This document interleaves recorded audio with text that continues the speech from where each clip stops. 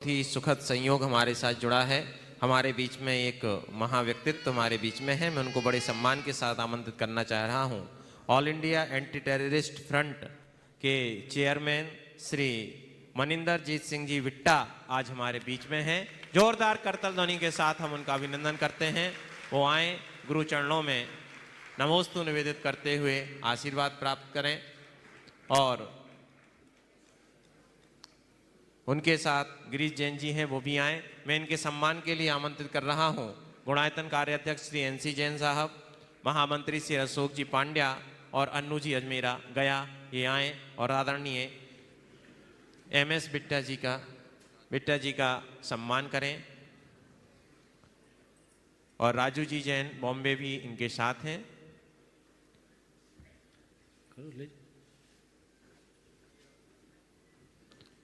जी, NC Jain साहब, अशोक जी पांड्या साहब और श्री अन्नू जी अजमेरा गया तिलककरण, माल्यार्पण, त्रिवारक, शॉल आदि के माध्यम से हम अपने अतिथि महानुभाव का अभिनंदन कर रहे हैं। आपकी भी करतल ध्वनियाँ होती रहें। अतिथि देवो भवः, इस परंपरा के निर्वहन में आपकी भी सहभागिता बनी रहे।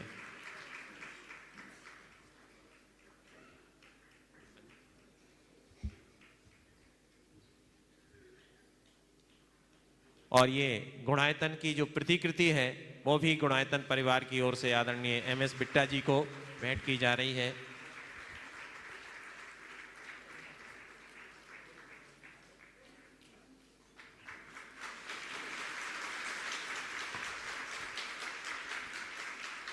देखिए, बहुमान है गुरुदेव के प्रति, गुरुदेव के उपक्रम के प्रति कि जो गुणायतन की प्रतिकृति आदरणीय बिट्टा जी को भेंट की गई, उन्होंने उसको अपने मस्तक पर रखा। हम उनकी इस भावना का अभिनंदन करते हैं। बहुत बहुत अभिनंदन, बहुत बहुत अभिनंदन। और ये वास्तव में कहीं ना कहीं अंदर में बैठे गुरुओं के प्रति सम्मान की अभिव्यक्ति है। और सम्मान के इस क्रम के बाद मैं निवेदन कर रहा हूँ आदरणीय बिट्टा जी से कि वो दो शब्द कहें। जय महावीर, जय आदिनाथ जी महाराज। मैं आज बड़ा भाग्यशाली हूँ कि मुझे परमान सागर जी महाराज के तपस्वी समाज को दुनिया के अंदर हमारी एक संस्कृति को एक नई दिशा देने वाले, जज्बा देने वाले, हौसला देने वाले, राष्ट्र के लिए, धर्म के लिए आज उन्हें मुझे उनके चरणों में आने का अवसर मिला। मैं कल से आया हूँ। पहले पालिटाना आदिनाथ जी के महाराज के चरणों में 5 दिन पहले दर्शन हुए और आज मैं सुबह ऊपर दर्शन करने भगवान महावीर के चरणों में जाऊंगा। जब मैं अनु जी के साथ आ रहा था, जैन जी के साथ, तो रास्ते में मैंने महाराज जी के दर्शन किए। पर मैं सोच नहीं सकता था कि मैं जहाँ जा रहा हूँ कि महाराज जी वहीं हैं, मैं इनके दर्शन कर पाऊँगा। ये मेरे मन में विचार आया कि मैं दर्शन कैसे करूँगा, कब करूँगा, क्योंकि कुछ ऐसी स्लोगन लिखे थे जिनको मैं खड़े होकर पढ़ रहा था, जो उनके प्रवचन थे। जब मैंने उनके दर्शन किए, मैं बड़ा शुक्रिया अदा किया भगवान महावीर जी का, आदिनाथ जी का। मैं कोई राजनीतिक व्यक्ति नहीं हूँ, पर मेरी आस्था जैन धर्म, वो पवित्र धर्म के चरणों में, सबके चरणों में, महाराज जी के चरणों में जुड़ी हुई है। और मैं बड़ा भाग्यशाली हूँ। मैं अपने दोस्त गिरीश जी, राजू जी, हर्षद जैन जी, जो मेरे समाज के मेरे दोस्त हैं, मैं इनका बड़ा शुक्रिया अदा कई बार करता हूँ। मानक चांद धारीवाल जी की पत्नी शोभा धारीवाल जी, उनकी बेटी जानवी जी, मैं कई बार कहता हूँ मैं बड़ा शुक्रगुजार हूँ। अगर आपसे मैं ना जुड़ा होता, शायद मुझे इस धर्म का ज्ञान ना होता।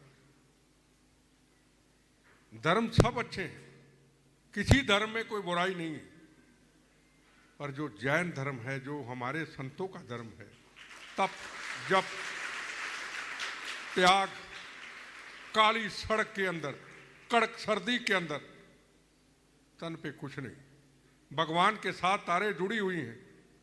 हमें बुलेट प्रूफ गाड़ियों में सर्दी लगती है, पर इनको ना सर्दी लगती है ना कंकर गिरता है, क्योंकि ये भगवान के भेजे हुए फरिश्ते हैं। मुझे याद है कई वर्ष पहले मैं बालाजी, एक हनुमान जी का मंदिर है मेहंदीपुर में, जाया करता हूँ हर महीने। तो क्या देखा, कड़क सर्दी के अंदर, दिसंबर के अंदर, अंदर जंगल के पास कुछ हमारे महाराज जी जा रहे हैं, कड़क सर्दी के अंदर। हम बुलेट प्रूफ गाड़ी में, मुझे सर्दी लग रही थी, पर आगे एक झंडा दिखाई दिया। मुझे पता नहीं था ये जैन धर्म का झंडा है। मैंने एक अपने दोस्त को पूछा, ये झंडा किस पार्टी का है? उसने कहा ये जैन धर्म का झंडा है। आगे जैसे देखा, चरणों में कुछ नहीं। मैंने कहा गाड़ी रोक लो। गाड़ी रुकी, फिर कहा गाड़ी चला दो। उसने कहा गाड़ी रोकने को बोला, गाड़ी चलाने को बोल दिया। मैं कहा मैंने इसलिए गाड़ी को रोका कि मैं उनके उतर के दर्शन करूं, पर मन में विचार आया तो उतरेगा तो आगे पीछे कमांडो खड़े हो जाएंगे, उनकी तो भगवान से तारे जुड़ी हुई हैं। आज भी वो चरण मेरी आंखों के सामने है और मेरी आस्था निकली। जैन धर्म का इतिहास इतना बड़ा,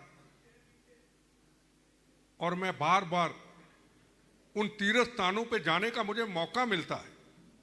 अभी जूनागढ़ गया, कहां कहां मुझे जाने का मौका मिलता है। केवी सिंघवी परिवार, पावापुरी के अंदर 550 एकड़ का आश्रम, सेवा, कॉलेज, यूनिवर्सिटी, बच्चों के लिए, पर शोर नहीं मचाता धर्म, सेवा करता है, दिल से करता। सबसे ज्यादा टैक्स जैन धर्म इस राष्ट्र को अपना योगदान देता है। और जब ये कहा जाता है हम तो बड़े थोड़े हैं, मैं कहा ना, गुरु गोविंद सिंह जी उस वक्त कहा करते थे, उनकी फौजें कहा करती थी, हमने लड़ना नहीं किसी से, पर जब मजलूमों के ऊपर अत्याचार होता था, किसी धर्म और मजहब का हो, सामने कृपानें होती थी, मजलूमों का कत्लेआम होता था, आवाज आती थी 1.25 लाख में एक लड़ाऊं, फिर गोविंद नाम कहलाऊं, चिड़ियों से मैं बाज लड़ाऊं, फिर गोविंद नाम कहलाऊं। हमारा तो धर्म कहता है जियो और जीने दो, और पैगाम जाता है। मैं अपने राजू भाई जी से कल जब नीचे से आ रहा था ऊपर, मैं कहा राजू भाई जी, मैं एक सवाल पूछना चाहता हूं। मैं तो धर्म में चरणों में चला गया, अब मुझे कईयों ने जैन कहना शुरू कर दिया, मुझे फख्र होता है। मैं कहा इतना पवित्र धर्म, इतना त्याग, हमारी साधवियां, हमारे संत महाराज, पर दूसरे लोगों को इसका क्यों पता नहीं है। मुझे राजू भाई कहने लगे, कहते जैन धर्म में संतों का, हमारी साध्वी महाराज का प्रचार नहीं होता कि हम ये करते हैं। हम जो करते हैं राष्ट्र के लिए करते हैं, मानवता के लिए करते हैं, दुनिया में कहते हैं कि हर व्यक्ति सुरक्षित रहे और मेरे पांव के आगे कीड़ा भी ना जाए। और मेरी एक जिंदगी में आदत बन गई, मैं अपने सुरक्षा वालों को कहता हूँ, कभी भी मेरा लंबा सफर तय हो, मैं सोया हूँ, जहाँ हमारे संत महाराज के चरण जाते हों, मेरी गाड़ी रोक लेना। और जब उनके चरणों को छूता हूँ, आशीर्वाद लेता हूँ, लोगों को पता चलते ये तो महापुरुष बहुत बड़े आचार्य थे। आदत बन गई।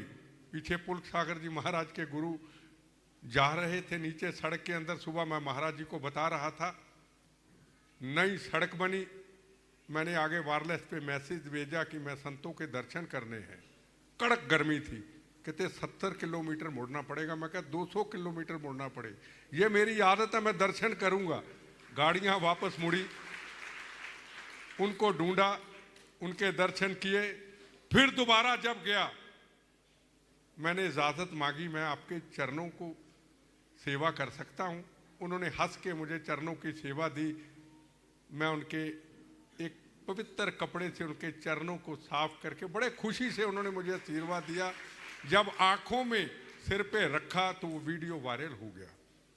और पंजाब के अंदर वो कौम, सिख कौम, जो मजलूमों के लिए सजाई गई, बेसहारों की रक्षा के लिए सजाई गई, उन चंद लोग जो बेगुनाहों का कत्लेआम करने वाले, जो कहते सिर्फ हम हैं और कोई नहीं, उन्होंने कहा बिट्टा ने गलत किया, सिर क्यों झुकाया, चरणों को क्यों छुआ, चरणों की सेवा क्यों की।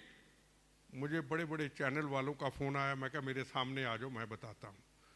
फिर मैंने बताया कौन है ये जैन धर्म, वो जैन धर्म जिनके टोडरमल जैन जब गुरु गोविंद सिंह महाराज, जिनके 2 साहबजादों को, एक की उम्र 7 साल, एक की 10 या 12 साल, नींव में चिनवा दिया गया औरंगजेब के वक्त। कहा संस्कार के लिए जगह नहीं मिलेगी, माता जी के लिए जगह नहीं मिलेगी। टोडरमल जैन निकले, 400 करोड़ की प्रॉपर्टी को बेच करके, अशुभरियों को ऐसे नहीं खड़ा करके उनके ऊपर संस्कार किया। वो टोडरमल जैन, वो जैन धर्म। और उसके बाद गुरु गोविंद सिंह महाराज ने बोला, टोडरमल जैन जी कुछ मांगो। कहता एक चीज मांगता हूं, मेरी औलाद ना हो, कोई ये कहने वाला ना हो कि आपके साहबजादों के लिए मेरे पिता टोडरमल जैन जी ने 400 करोड़ उस वक्त दिया था, हम 1000 बार मर के जन्म ले ले, हम जैन धर्म का खर्च नहीं चुका सकते। ये वो धर्म है। आज मैं जहां भी जाता हूं, संत महाराज के चरणों में गया, कल महावीर जी के भगवान के चरणों में, आदिनाथ जी के चरणों में, जूनागढ़ में। इतने बम्बों के बाद मैं फिर भी चल लेता हूं। मेरे दर्दें होती हैं, पर दर्दें फूलों की तरह लगती हैं, क्योंकि मेरा मकसद धर्म की रक्षा करना, राष्ट्र की रक्षा करना। और मैं यही अपने गुरुओं से, अपने महाराज से, अपने भगवान से मांगता हूं, मेरी जब भी मौत आए, कभी बम्बों गोलियों से, आखिर से यही आवाज निकले, मेरा धर्म भारत मां, मेरी जात वंदे मातरम, धर्म और राष्ट्र की सेवा करता रहूं। पीछे मैंने सुना कि इस धरती के अंदर कुछ शरारती लोगों ने यह कोशिश की कि स्थान को थोड़ा बदलने की कोशिश की।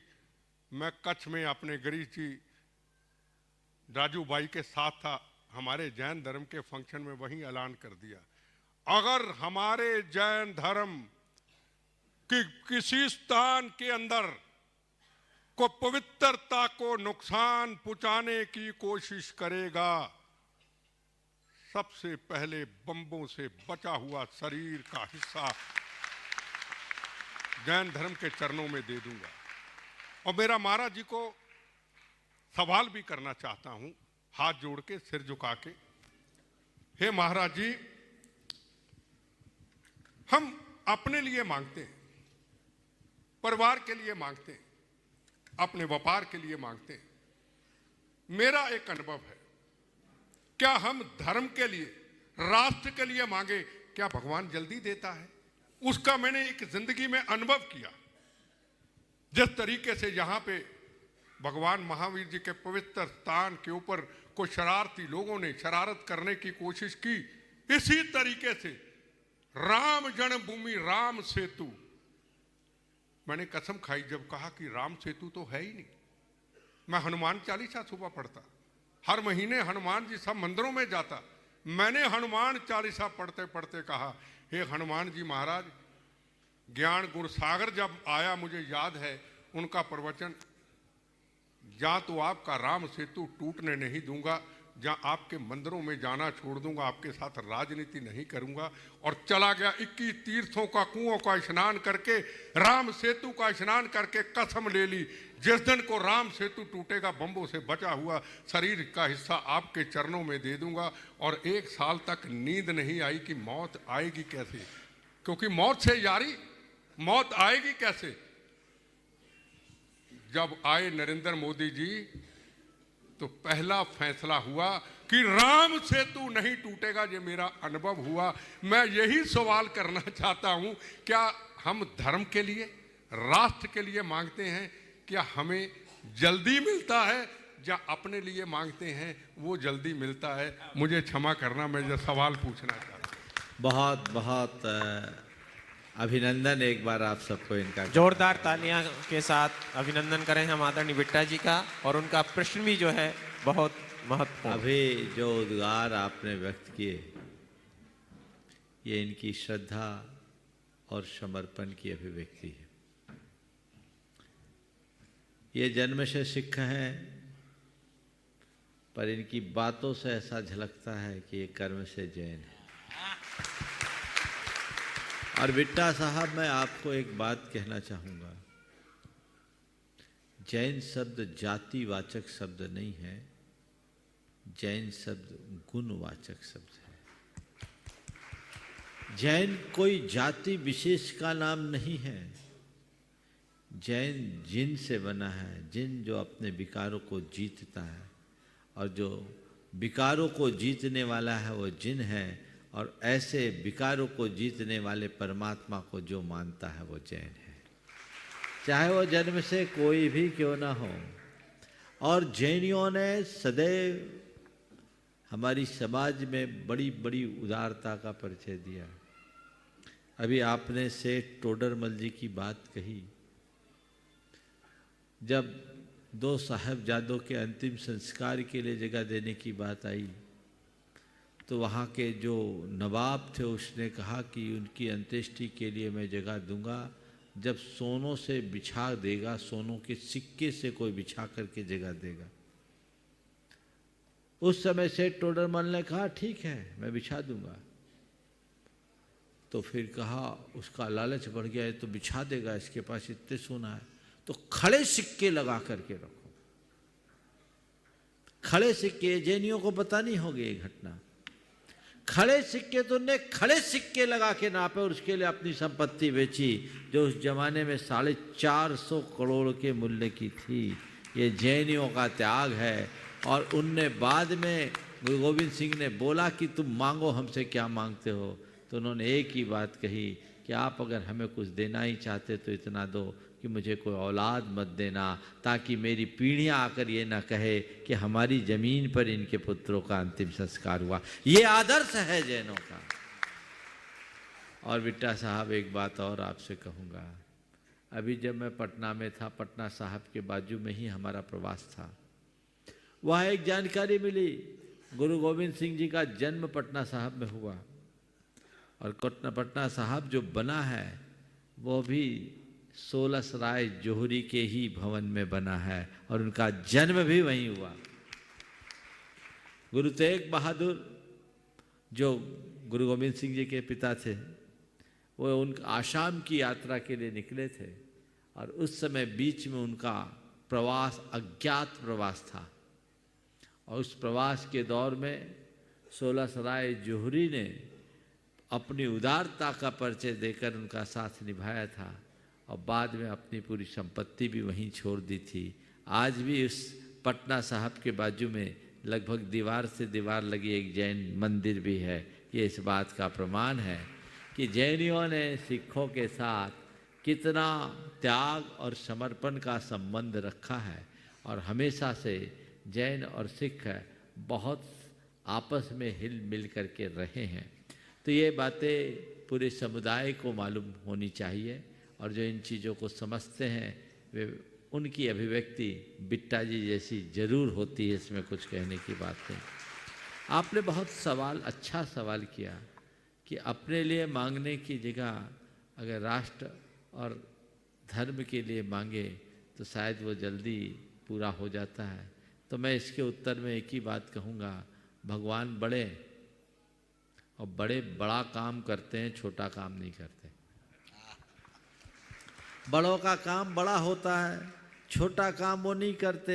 वो सोचते छोटा काम तो ये खुद कर लेगा, जो इससे नहीं होगा वो हम करेंगे, इसलिए भगवान से काम कराना है तो हमेशा बड़ा मांगो, छोटा मांगने का काम ही मत करो। और बिट्टा साहब, एक बात बताता हूँ, इस विषय में जैन दृष्टिकोण बहुत ध्यान देने योग्य है। जैनों के यहाँ भगवान से प्रार्थना करने के क्रम में अपने लिए कुछ नहीं मांगा जाता। ऐसा कहा जाता है कि तुम भगवान के सामने अपने लिए कुछ मांग रहे हो तो तुम याचक हो, अपने लिए कुछ मत मांगना। तुम्हें जीवन मिल गया, जन्म मिल गया, तुम सब कुछ पा गए, तुम इतने समर्थ हो कि सब कुछ पा सकते हो। मांगना है, प्रार्थना करना है तो क्या करो? क्षेमम सर्व प्रजानां प्रभुवतु बलवान धार्मिको भूमिपालः काले कालच च सम्यक वर्षतु मघवा व्याधियो यान्तु नासम दुर्भिक्षम चौरमारी क्षणमपि जगता मास भुज्जीव लोके जैनेन्द्रम धर्म चक्रम प्रभुवतु सत्यम सर्व सौख्य प्रदायी। प्रत्येक जैन जब भगवान की आराधना करता है तो स्वयं तो अपने लिए कुछ नहीं चाहता, व्यक्तिगत निराकुलता और सारे संसार की शांति, यही उसकी मूल भावना और कामना हो।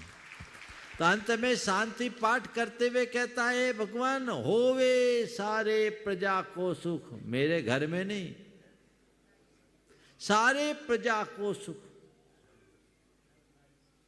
होवे सारे प्रजा को सुख, तिल होवे सारी प्रजा को सुख, बलयुत हो धर्मधारी नरेशा, होवे वर्षा समय पे तिल भर न रहे व्याधियों का अंधेसा, होवे चोरी न जारी सुसमय भरते, होए न दुष्काल भारी, सारे ही देश धारे जिनवर वृष को जो सदा सौख्यकारी। तो होवे सारे प्रजा को सुख, मेरे घर में सुख नहीं, और जब सबको सुख मिलेगा तो मुझे मिलेगा ही मिलेगा। इसलिए आपने बिल्कुल सही कहा है, अगर मांगना ही है तो बड़ा मांगो, छोटा क्या मांगना। जब सबको शांति होगी तो मेरा नंबर तो अपने आप आ जाएगा।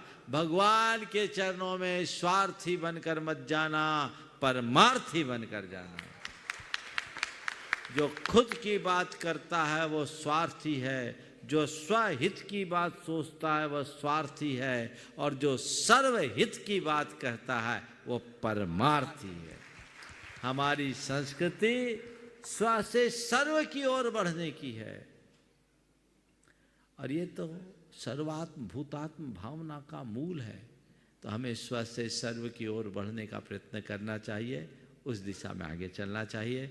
आपने जो उद्गार व्यक्त किए हैं बहुत अच्छी बात है। आपने कहा 2 बार कि मेरा शरीर बमों से छलनी हो जाए। मैं समझता हूँ ऐसे लोगों के लिए बम भी कम पड़ेंगे, और ऐसे लोगों की शरीर छलनी नहीं होता, उनका तो रत जर्रा जर्रा लोगों के लिए प्रेरणा बनता है। आप ऐसी ही प्रेरणा लें और जिस मिशन पर आगे बढ़ें उसमें आगे बढ़ें। बहुत बहुत धन्यवाद।